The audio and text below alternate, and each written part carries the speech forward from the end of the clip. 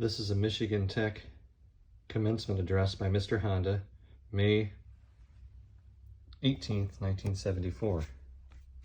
Simple rules for life cycling.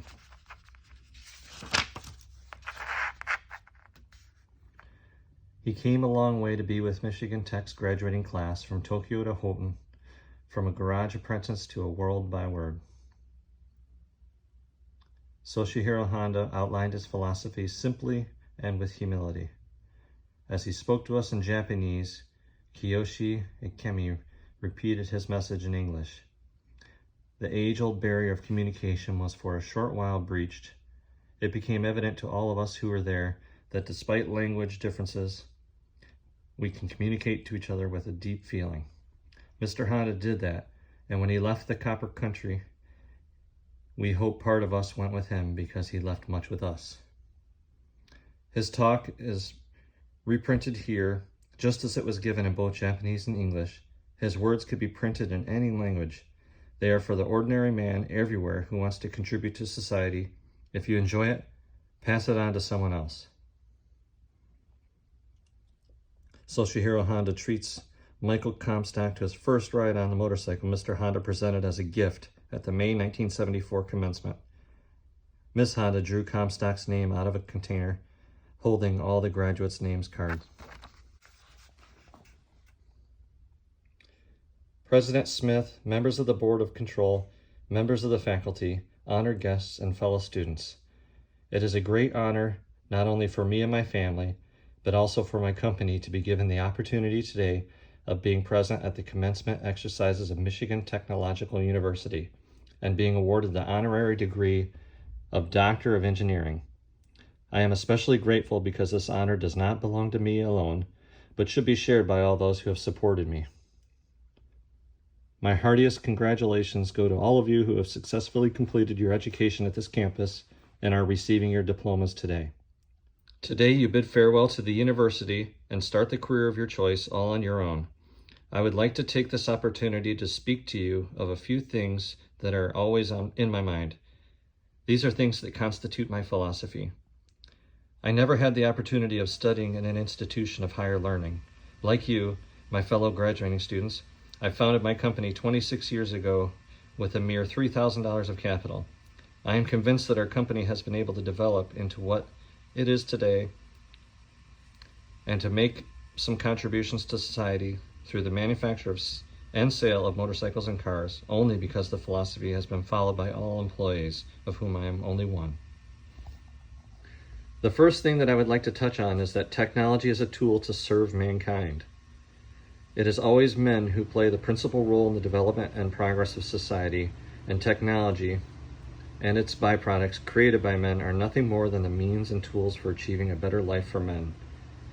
It is a matter to regret that some people today make the means for the end and have the wrong idea that scientific technology is itself their goal. It is the desire of all of us who are directly involved in technology to create means for achieving better living for mankind. Once you deviate from this basic purpose, you will find that technology, which is meant for the betterment of mankind, starts adversely affecting your life without you realizing it. I feel that herein lies the very root of what is known as environmental hazards. The second subject I would like to talk about is the pioneer spirit. By pioneer spirit, I mean the progress achieved by opening up new horizons through one's own thinking and creativity on the basis of many things accumulated in the past. Many people dream of the hope for success. To me, success can be achieved only through repeated failure and introspection. In fact, success represents only 1% of your work, which results only from the 99% which is called failure. I believe that the final success can only be achieved if you face challenges with the kind of pioneer spirit and repeatedly use of three tools: failure, introspection, and courage. It was 15 years ago that my company first brought motorcycles into the United States. In this country, at the time, motorcycles were ridden only by a limited group of people, notably those who were labeled black jackets, and who were not well received by society. I was told by many people that trying to sell motorcycles in the U.S. would be ridiculous and a waste of time and effort. but I knew from my own experience of youth what young people are attracted to. Furthermore, I was convinced that if I brought in new original motorcycles that would shatter the past image, we would be able to popularize them. My basic thinking was not that we wanted to make motorcycles by imitating other people because the market was there, but rather that we would create the market with original products. Obviously, we faced many hardships, but we were on the right path. Today, our motorcycles are popular among peoples of all ages and all walks of life in well over 100 countries throughout the world, and they are there to stay. In the United States, the YMCAs throughout the country are conducting a major program using our mini bikes to combat juvenile delinquency. The federal government has given it positive support, and this program has been most successful. If we had done nothing but imitate others 15 years ago, there would not have been the motorcycle popularity there is today. I take pride in saying that our originality and creativity were factors behind today's success. The third point I wish to emphasize is that the solution to any problem should be sought at its very root. An example I would like to touch on is on the air pollution problem. Pollution of the air through automotive exhaust emissions has become an increasingly serious problem, not only in the United States, but throughout the world. In 1970, under the leadership of Senator Edmund S. Muskie, the Clean Air Act was amended, requiring a drastic reduction of unwanted emissions from automobiles. Later, a similar law was enacted in Japan. In order to meet the standard of this legislation, we tackled the problem of how to clean exhaust gases within the engine itself.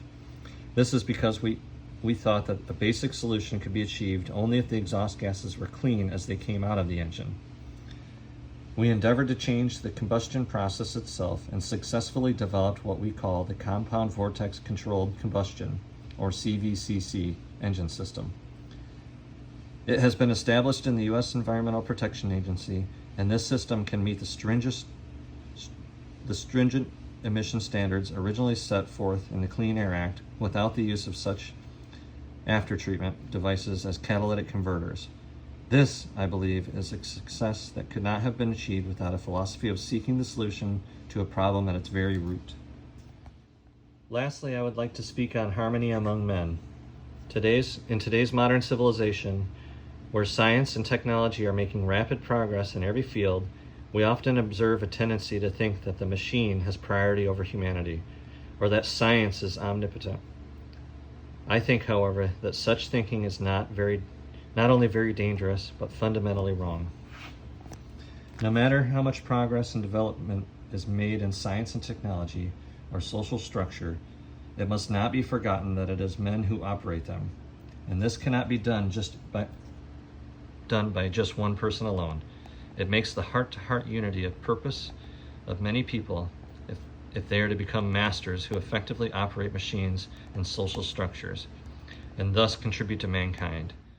It is with this thought in mind that I tell young employees of my company, don't be used by the machine, use the machine.